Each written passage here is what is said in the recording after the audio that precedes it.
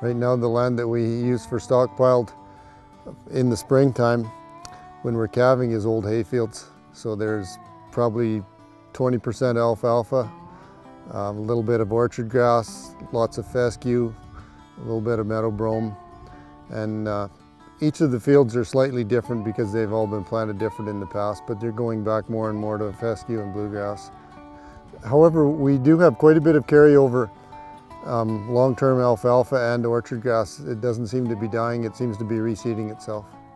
Most of our calving pastures are a crested wheat alfalfa mix. The crested wheat gets us the green grass about as soon as you can, and as we come into the, about the middle of May to the start of June, the alfalfa starts to really take off, which we've sure noticed with May.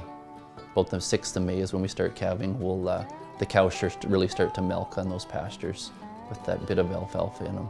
We'll always try to graze as big a diversity as possible, and in the summer a lot of our grazing is on riparian areas and also in bush pastures, and the huge variety of different species you get in here, I think it really must make a considerable difference to the kind of mineral uptake and just to the general health of the cattle.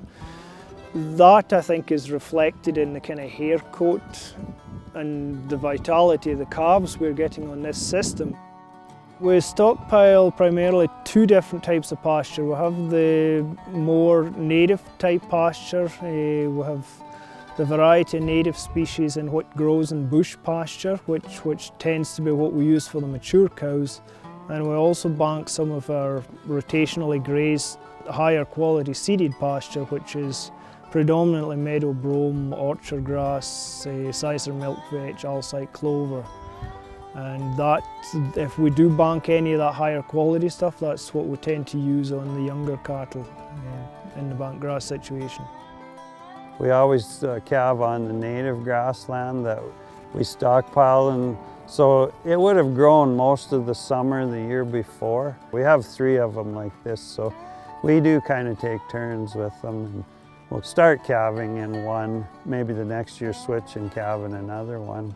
We want to get a reasonable uniform graze on it, but then we would never go back to that pasture till it's recovered. Whether it would be, if we could go back to it later in the summer or this fall, fine if we wanted to, but we don't have to.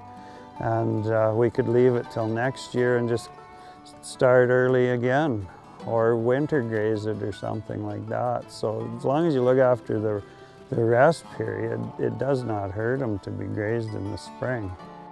So when we get into up here in April, when we want to be out on grass and everything off of feed, to be able to do that, you have to plan the year ahead. You have to say that, well, we want certain number of cow days of pasture available, so in order to do that, we have to save that. We still supplement in April. We supplement until the green grass starts to come. And one of the things that we've learned is that you can really set your grass back hard by being on it early in the year.